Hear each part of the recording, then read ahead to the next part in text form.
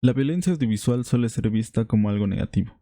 Para muchos es algo incluido sin motivo alguno, únicamente para satisfacer esa necesidad de ver algo diferente, incómodo o extraño, argumentando que no tiene ningún aporte, pues la violencia no deja nada bueno. En otros casos, se ve como un mal ejemplo para los menores de edad, quienes pueden verse inspirados en estos actos para cometer los propios. Pero la violencia, así como cualquier otro elemento humano incluido en los medios audiovisuales, cuando se utiliza de buena manera puede aportar a la creación de buenas historias, darle impulso a los personajes e incluso motivar sus acciones, tanto buenas como malas. Y esto sin importar el nivel de impacto o qué tan reprobable sea la acción que cometan en sociedad. Por eso hoy hablaré de uno de mis mangas favoritos que incluye uno de los peores actos y delitos que pueden ser cometidos por el ser humano, pero que sin embargo es utilizado para impulsar la historia y a los personajes. Esto es Berserk y el abuso sexual.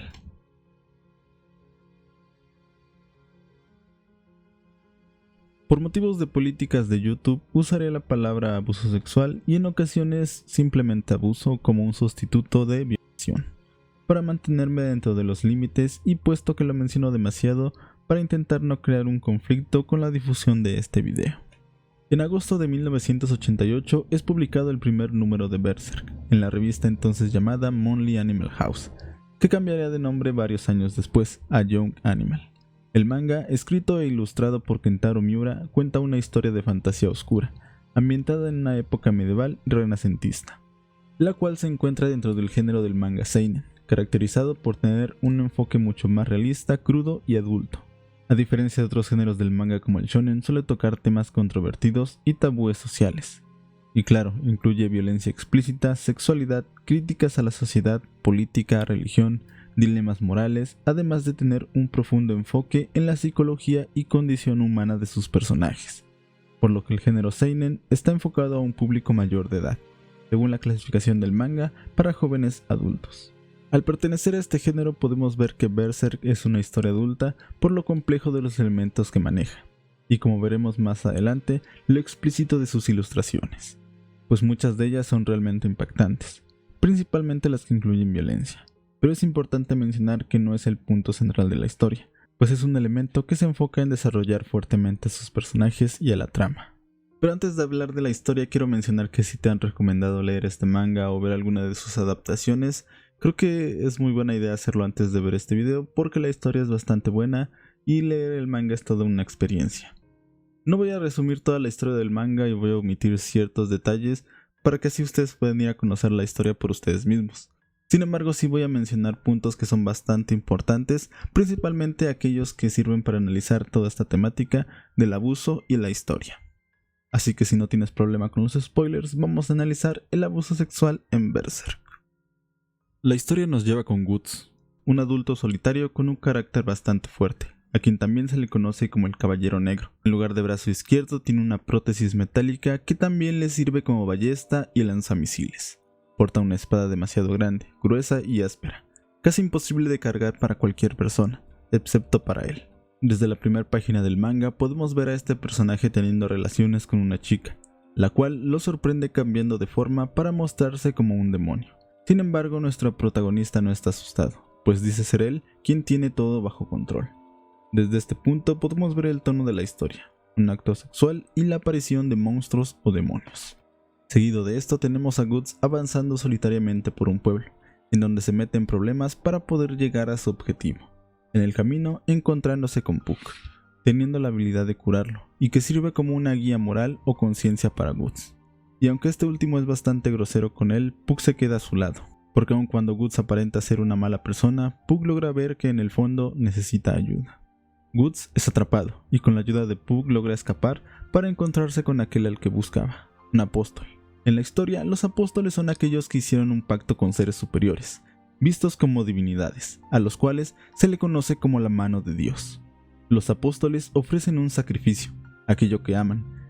Obtienen un beneficio que los puede colocar como seres superiores a los demás, tales como vitalidad o fuerza, pero a cambio pierden su humanidad, incluso adquiriendo una forma monstruosa. Todo esto como una crítica a la religión cristiana y, como veremos más adelante, a la religión en general. Después de acabar con la vida de aquel apóstol, Guts y Puck se mueven a un nuevo pueblo, no sin antes presenciar que Guts es perseguido por espíritus que constantemente intentan matarlo, debido a que posee una marca, la marca de sacrificio. Todos aquellos que la poseen están condenados a la muerte, siendo perseguidos por espíritus y demonios que reclaman su alma. En el pueblo, el cual también está bajo el gobierno de un apóstol, se nos dice que para contactar con la mano de Dios se necesita un Behelit, una llave viviente que abre la puerta entre los planos de la existencia, entre los cuales se encuentran esos seres. Nuestro héroe logra llegar hasta el apóstol, enfrentarlo, y al estar al borde de la muerte, el Behelit los lleva ante dichos seres, cada uno de ellos representando un dedo de la mano. Antes eran humanos, pero ahora, elegidos por la causalidad y el destino, adquieren esa forma. Es aquí donde vemos que Guts tiene una enemistad con uno de ellos, Femto, a quien él llama Griffith, pero este no muestra interés alguno en él, no es una amenaza para ellos, y sin poder hacer nada, Guts vuelve a la realidad, solo para enemistarse con la hija del apóstol, donde vemos cómo el caballero oscuro no es tan fuerte como aparenta. La historia nos envía al pasado. Un grupo de mercenarios encuentra un bebé nacido de una mujer colgada de un árbol. Este es Guts, quien ahora es adoptado por una miembro de ese grupo, Chizu, la cual había perdido un bebé hace poco y encuentra en este pequeño Guts al hijo que tanto deseaba. Sin embargo, unos años después, termina falleciendo por la peste. Guts crece con los mercenarios, en donde tiene que aprender a pelear. Sin embargo, al no haber espadas de su tamaño, se acostumbra a usar unas más grandes. Gambino, el líder del grupo, se vuelve una figura paterna para él, a la cual siempre va a intentar impresionar. Pero este es un adulto insensible y desinteresado por el chico, cuidándolo únicamente por la memoria de Chizu. En una de tantas noches, uno de sus compañeros, Donovan, entra a su casa de campaña para abusar de él. El chico opone resistencia, pero no puede evitarlo. Como último intento, Guts amenaza con decirle a Gambino, pero su agresor menciona que ya le pagó a este para comprarlo esa noche. Guts no puede hacer nada para evitar este acto, únicamente quedando en shock, procesando lo que pasó y qué es lo que puede hacer. Pasa por su mente contarle a su líder, pero no lo hace. Se siente impotente y quiere creer que aquel que es una figura paterna no lo vendió por 3 monedas. Tiempo después, tiene la oportunidad de vengarse de su agresor y lo hace sin dudar. La historia sigue avanzando. En una batalla siguiente, Gambino pierde una pierna. Guts se preocupa por él, consigue dinero, intenta seguir sus pasos, pero este adulto sigue sin respetarlo, lo trata mal, lo golpea, hasta que un día, culpándolo de todas las desgracias que habían ocurrido en el grupo, entra a su casa de campaña e intenta matarlo. Guts se defiende y acaba con la vida del hombre al que admiraba y que consideraba su padre, no sin antes este último confesar que era verdad aquello que le dijeron esa trágica noche. Él realmente lo había vendido por 3 monedas de plata. Hasta aquí vemos la infancia de Guts, una infancia bastante difícil, ser tratado como una carga, sin afecto, siendo traicionado y abusado por los adultos que consideraba amigos, y marcado por el homicidio y este abuso tan atroz. Vemos que ahora se ha vuelto un joven solitario, mata para vivir y con ferocidad impide que cualquier adulto lo toque. Ahora desconfía de todos. El abuso y la infancia que tuvo lo marcó de por vida. Empieza a formar su personalidad, pero no será la última vez que tenga que enfrentarse a este acto atroz.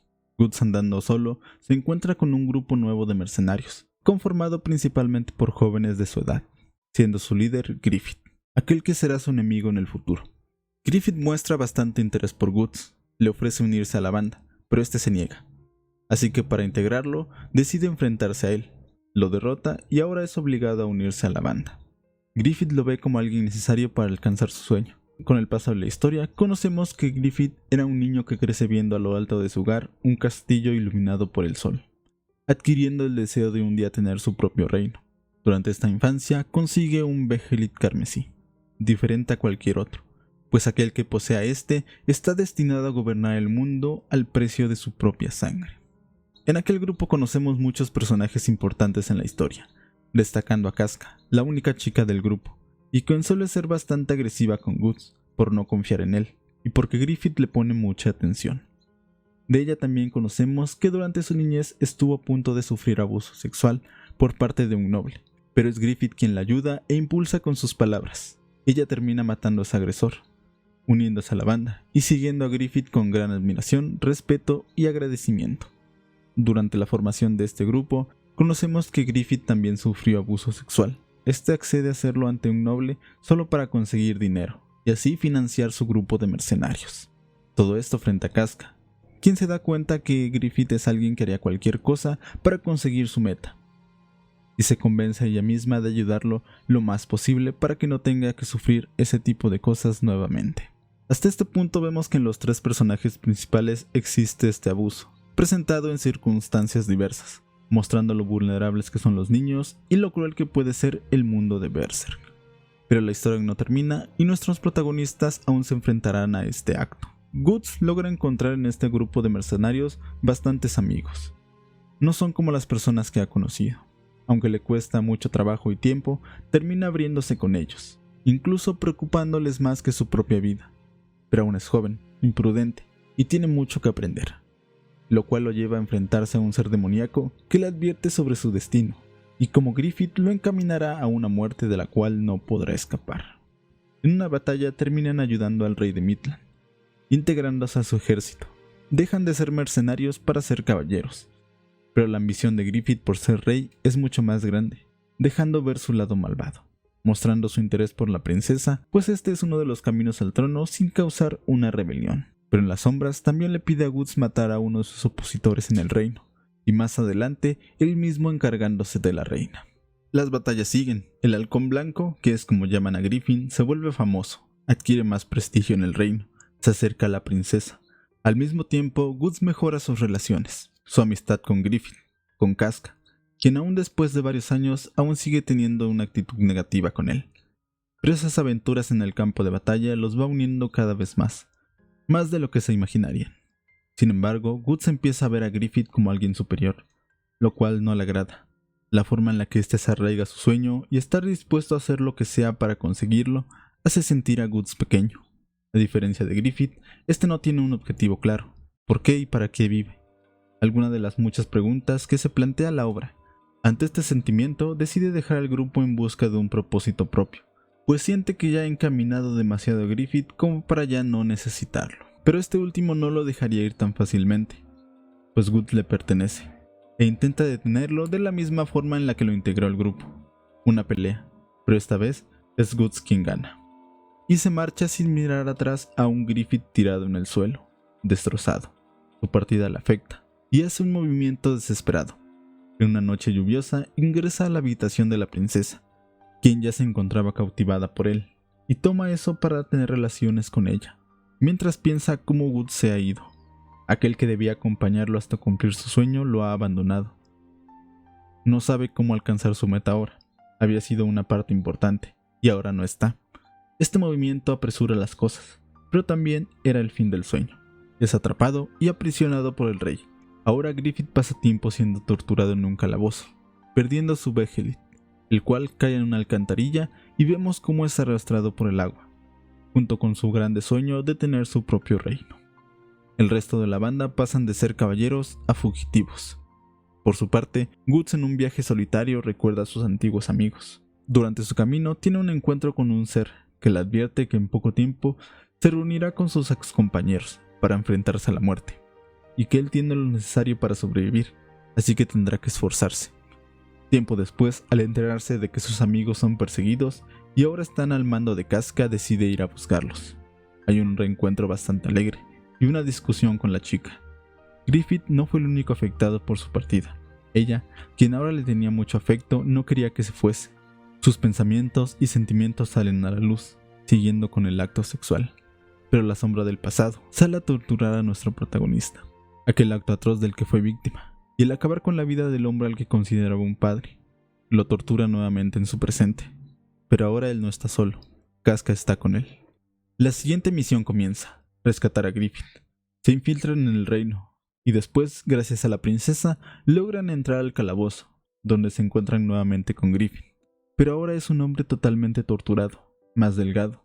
Su piel remarca los huesos, tiene heridas por todas partes, le hace falta pedazos de piel, sus tendones en brazos y piernas han sido cortados, su lengua removida. Aquel Griffith que Guts conocía se ha ido, ahora solo quedan sus restos moribundos, cosa que lo pone furioso. El grupo logra escapar, pero para seguirlos, el rey envía una bestia que destroza todo a su paso, capaz de encontrar a los protagonistas. El enfrentamiento comienza, Guts apenas si puede hacerle frente. Las circunstancias llevan a Casca cerca de la batalla. En un momento, Guts parece estar inconsciente. El monstruo toma a Casca, y presenciamos las atroces intenciones del demonio. Aquel acto del que fue víctima Guts, a lo que accedió Griffin para obtener dinero, y a lo que ya había escapado Casca. El monstruo quiere abusar de ella, pero Guts logra evitarlo, y consigue la fuerza necesaria para sacar al monstruo de combate y darles tiempo para escapar. Todo ocurre mientras el ahora moribundo Griffin observaba. Ya no puede ponerse en pie o levantar su espada. Porta ese casco que lo llevaba a mejores tiempos, y que oculta un destrozado rostro, que antes era bello. Presencia aquello de lo que Guts es capaz, y de la relación que ha formado con Casca. Pero el destino tiene algo más preparado para él. Mientras duerme tiene un sueño. Se ve a sí mismo, guiándolo hacia su castillo, reluciente por el sol. Sueño que lo lleva a moverse en la realidad. Griffin había hecho andar un carruaje. Este es proyectado y cae en un riachuelo. Se rompe el brazo. No puede expresar palabra alguna, pero aún puede reír. Es consciente de que su sueño ahora es lejano. Ya no lo va a alcanzar. Y con una roca que sobresale del suelo, comienza a perforar su cuello. ¿Cuál es el sentido de vivir ahora si no puedo alcanzar lo que quiero? Pero mientras esto ocurre, siente algo en su mano, algo que había perdido, pero ahora se encuentra con él nuevamente, el Vegelid.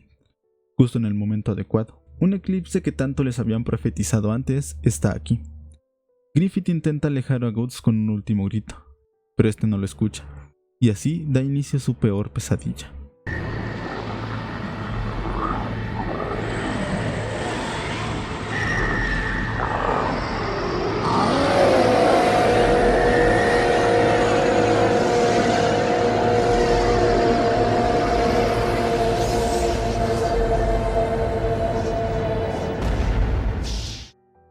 Ahora, en un plano de la existencia desconocido, se presentan frente a ellos la mano de Dios, quienes reclaman a Griffith como su nuevo miembro. Pero para que esto ocurra se necesita un sacrificio. Todos los allí presentes. Sus soldados, Casca, Guts, aquellos a quien podría considerar amigos. Griffith mira dentro de su conciencia. Ve a ese pequeño niño con el sueño de alcanzar un castillo, que ha construido un puente de cadáveres para alcanzar esa meta. Cuerpos de sus amigos, aliados, pero aún faltan unos cuantos, y no puede rendirse ahora. Griffith termina ofreciendo a sus seres queridos como sacrificio para alcanzar su meta. Y así da inicio la masacre. La marca de sacrificio se posa sobre todos ellos. Los vemos caer poco a poco. Aquellos que acompañaron a Griffith y a Guts en el viaje. Y Casca nuevamente está al borde de ese atroz acto sexual. Guts se enfrenta a los demonios con todas sus fuerzas. Intenta llegar a ella, mientras Griffith entabla una conversación con la representación de Dios en este mundo. Una bastante interesante. Y creo que su análisis y todo el tema de la religión ameritan un propio video. Pero en pocas palabras, este es un Dios bastante extraño. Nacido de las cosas malas, creado por el hombre, y que le da a Griffith la libertad de hacer lo que él quiera. Guts pelea con los demonios para llegar a Casca. Sin embargo, estos antes de abusar de ella se detienen, solo para presenciar el nacimiento de Fento, quien toma a la chica, aquella que en varias ocasiones había evitado ser abusada, incluso ayudada por Guts y Griffith. Ahora cae en las manos de este último, en su forma demoníaca, para ser él quien abuse de ella. Guts presencia aquel acto que lo marcó de pequeño, que lo llevó a ser un joven aislado y desconfiado, aquel acto que con todas sus fuerzas había evitado que le ocurriera a su ser querido. Ahora esta pesadilla finalmente ocurrió, justo frente a sus ojos, y a manos de quien era su mejor amigo, el hombre en el que más había confiado, abusando de la persona que ama. Atrapado entre demonios, entra en una euforia total. Sin pensar incluso desprende su brazo izquierdo, para intentar frenar lo que estaba pasando frente a él, pero no puede. Nuevamente es impotente ante este abuso. Le brotan lágrimas. En un intento desesperado, Casca le grita que no vea, pero Guts no deja de hacerlo. La ira lo consume, pero solo puede ver a su amada caer al suelo con lágrimas en los ojos. Todo este infierno acaba con un antiguo conocido interviniendo. Tiene una disputa personal. Guts y Casca son salvados por él y llevados a un lugar especial, donde los demonios no podrán encontrarlos. Guts despierta, busca a Casca, solo para encontrarla en un estado de trauma. No reconoce a nadie, no habla, y ahora solo confía y permite que se le acerquen mujeres. Es como una niña pequeña. Esto debido a lo que vivió recientemente. Pero la pesadilla apenas empieza. Ahora con la marca de sacrificio, los demonios irán por ellos constantemente. Y en un momento vemos a Casca tener un aborto, el hijo que esperaba. y que había sido maldecido por las acciones de Griffith. Ahora anda por el mundo como un infante demoníaco. Y así termina el ciclo. La historia nos coloca donde empezamos. Guts sin un brazo, con una gran espada, cazando apóstoles y con un odio profundo hacia Griffith, ahora convertido en Fento. A partir de este punto suceden muchas cosas más. Todo esto es aproximadamente un 30% de lo que lleva la historia actualmente. Como mencioné, no era mi intención crear un resumen completo y totalmente detallado de la historia. Para quienes conozcan Berserk seguro fueron rellenando los huecos, y para quienes no, espero que esto les sirva para aumentar su interés y que se animen a leer esta historia. Lo que realmente quería resaltar era el abuso sexual y cómo es un elemento importante dentro del manga. No es el único, y quizá tampoco sea el más llamativo, sin embargo está ahí presente. Y sí, este manga tiene una gran cantidad de violencia que por momentos puede llegar a sentirse fortuito, es decir, que no tiene un motivo. Pero desde el primer momento vemos que el mundo de Berserk es bastante cruel. Los demonios que aparecen son realmente seres salidos de nuestras peores pesadillas y cometen los peores actos posibles. Sin embargo, toda esta violencia es utilizada para crear este mundo, para impulsar las acciones de los personajes y contar una historia que sí es bastante impactante. Pero también considero que es un buen ejemplo de cómo se puede utilizar violencia para contar algo realmente bueno.